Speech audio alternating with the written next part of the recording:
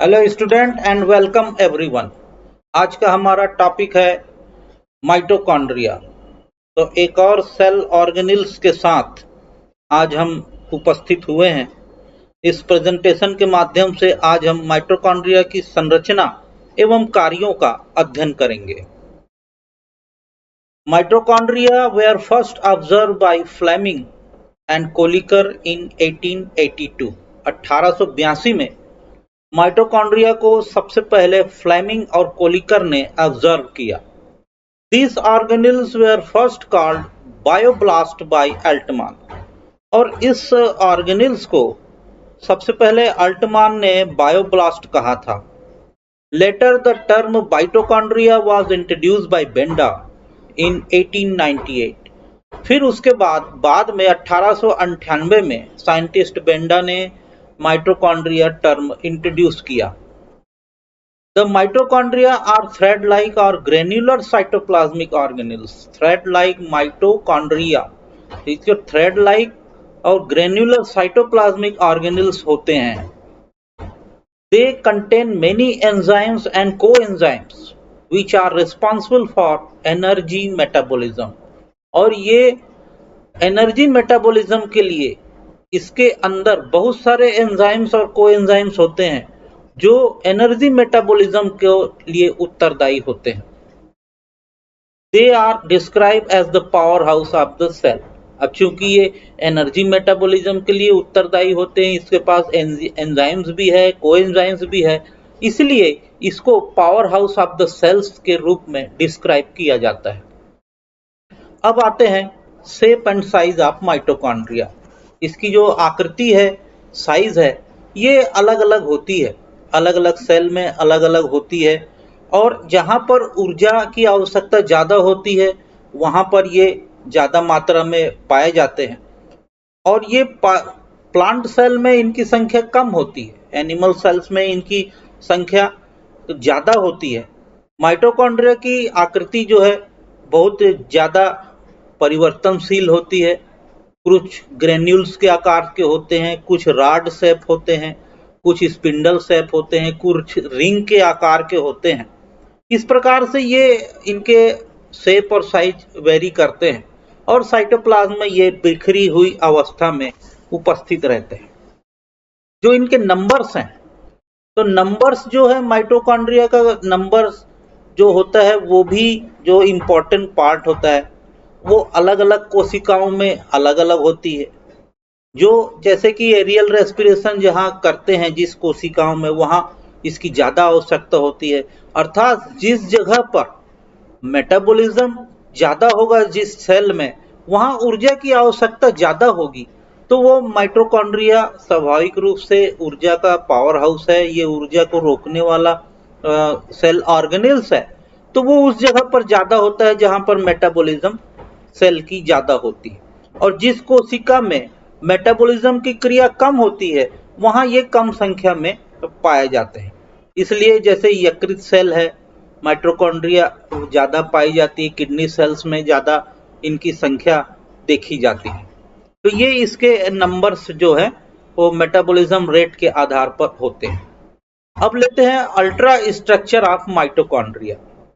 जो माइटोकॉन्ड्रिया की जो परा संरचना है, जो इलेक्ट्रॉन सूक्ष्मदर्शी से वैज्ञानिक पैलेडे ने प्रस्तुत की 1940-50 में, जिसके अनुसार जो इसका स्ट्रक्चर है वो इस प्रकार से दिखाई देता है।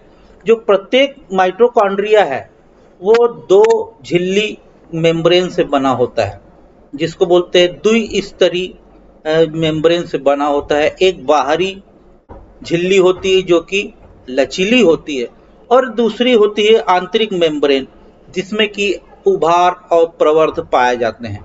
और दोनों झिल्लियों के जो मोटाई होती है 60 एंगस्ट्रॉम से 70 एंगस्ट्रॉम तक होती है, और दोनों की रचना एवं कार्य जो है भिन्न भिन्न होते हैं। ये एक आउटर मेम्ब्रेन है, डायग्राम में आप देखेंगे, ये एक इनर मेम्ब्रेन है। तो जो माइटोकॉन्ड्रिया के आउटर मेम्ब्रेन है, इनर मेम्ब्रेन है, ये आउटर मेम्ब्रेन इस सेकंड वाले डायग्राम में आप देखिए, यहाँ पर माइटोकॉन्ड्रिया का ये आउटर मेम्ब्रेन है, ये इनर मेम्ब्रेन है। तो इनर मेम्ब्रेन में फोल्ड पाए जाते हैं, उभार पाए जाते हैं, और आउटर मेम्ब्रेन जो कि लचीली होती है। इस प्रकार से जो माइटोकॉन्ड्रिया जो है द्विस्तरीय मेम्ब्रेन का निर्माण करती है।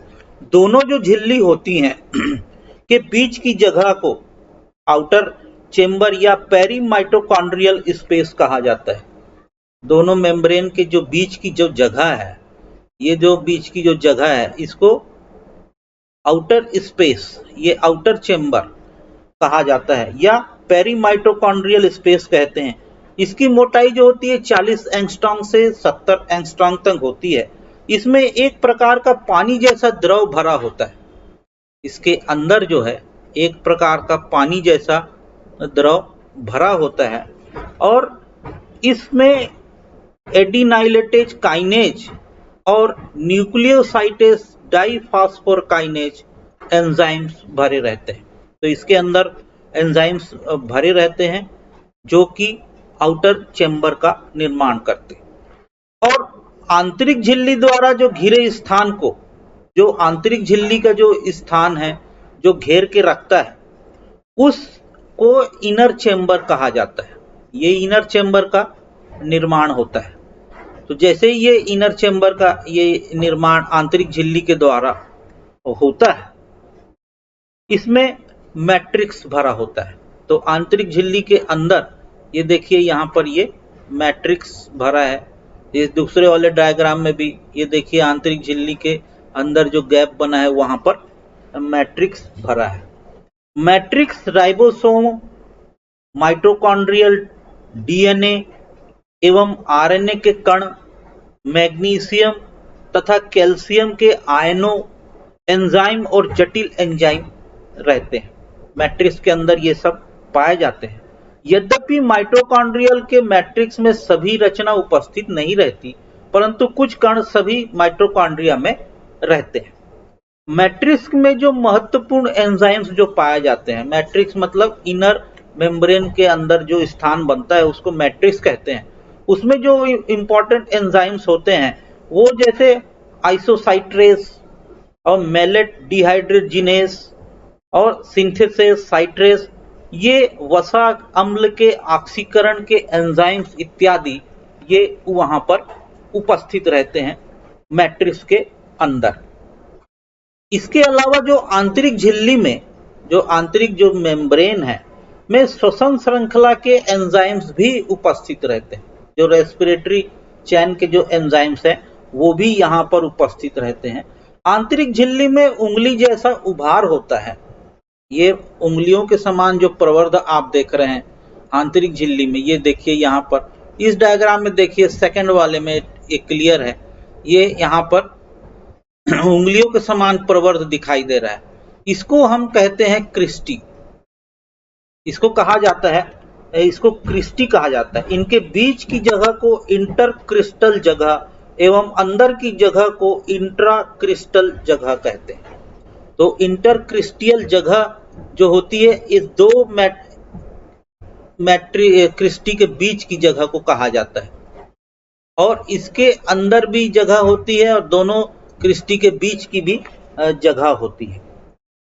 जो झिल्ली जिसमें मैट्रिक्स होते हैं उन्हें अलग किया जा सकता है, उसे माइटोप्लाज्म कहते हैं। माइटोप्लाज्म इसको कहा जाता है।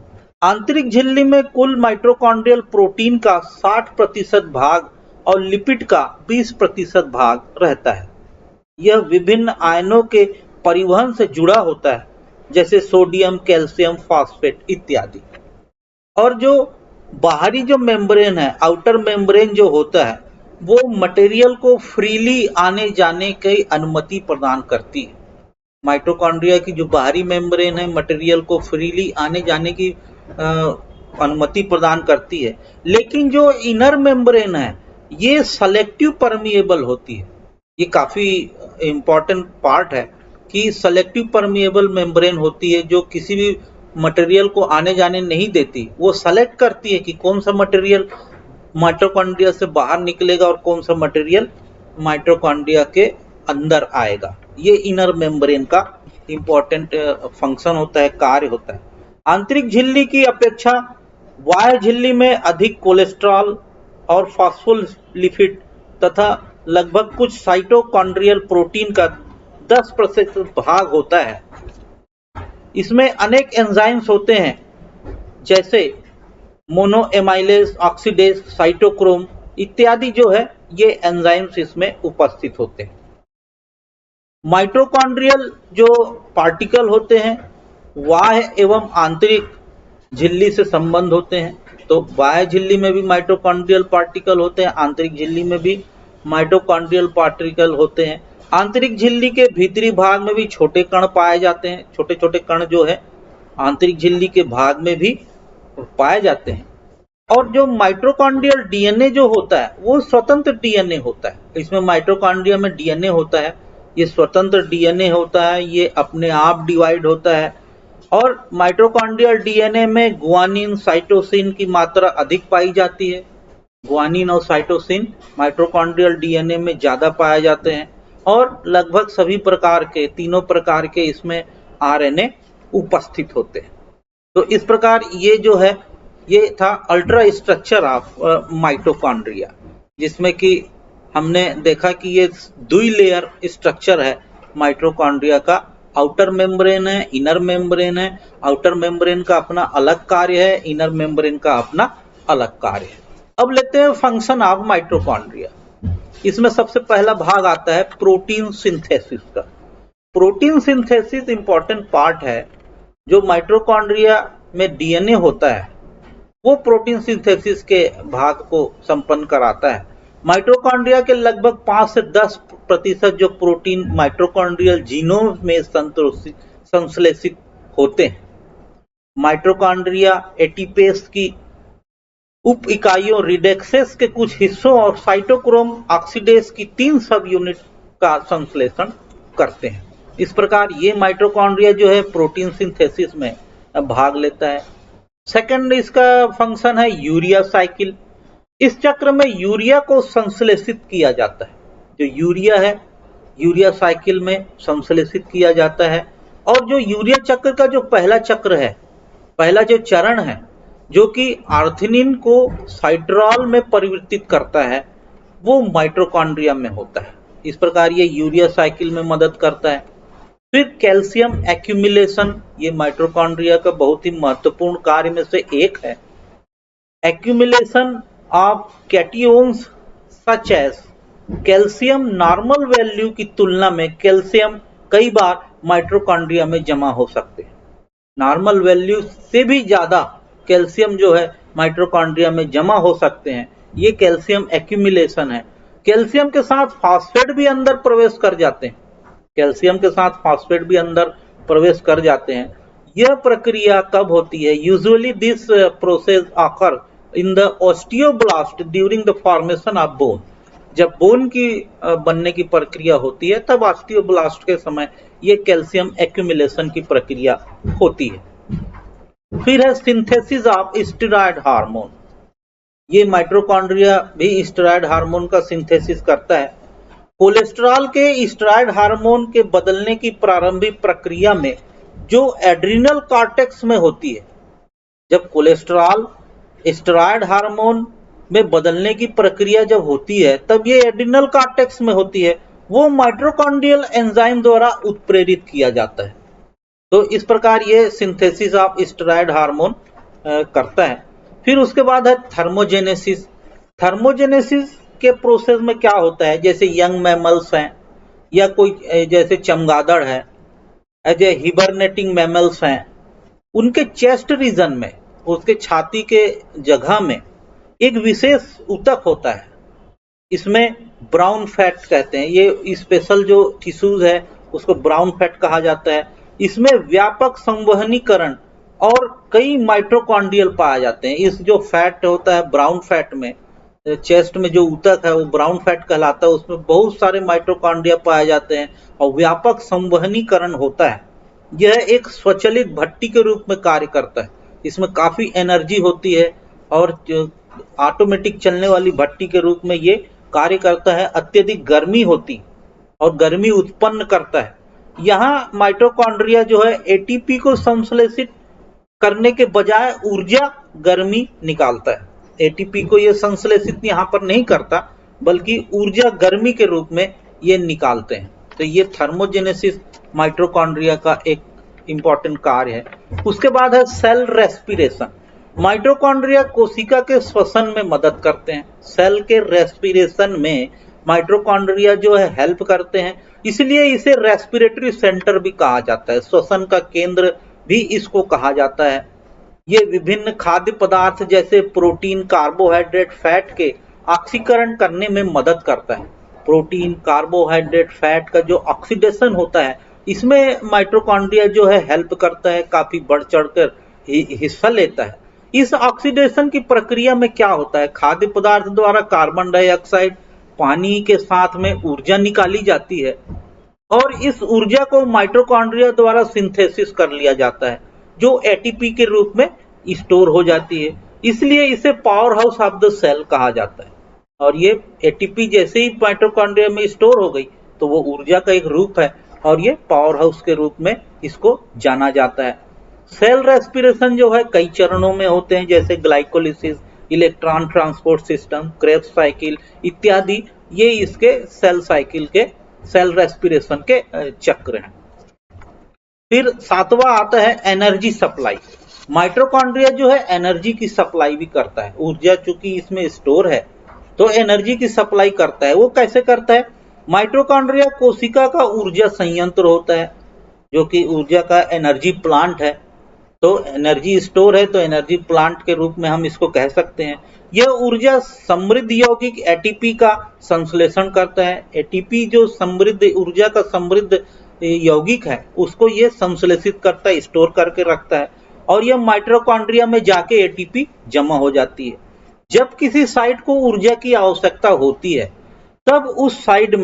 तब माइटोकॉन्ड्रिया से उसको प्राप्त किया जाता है। उस समय क्या होता है, उस साइट में बहुत सारे माइटोकॉन्ड्रिया एक साथ चले जाते हैं, उस जगह चले जाते हैं और जो माइटोकॉन्ड्रिया के जो मेम्ब्रेन है वो लचीली होने के कारण कॉन्ट्रैक्ट होते हैं और कॉन्ट्रैक्ट होने के बाद, संकुचित होने के बाद ये ऊर्जा एटीपी के रूप में बाहर निकलती है और बाहर निकलने के बाद एक्टिव ट्रांसपोर्ट वाले स्थान में इसको यूज कर लिया जाता है। जैसे किडनी के सेल्स में माइटोकॉन्ड्रिया ज्यादा होते हैं और ये एटीपी का यूज करते हैं क्योंकि यहाँ ऊर्जा की ज्यादा आवश्यकता होती है। तो इस प्रकार ये माइटोकॉन्ड्रिया जो है एनर्जी सप्लाई करने में भी मदद करता है।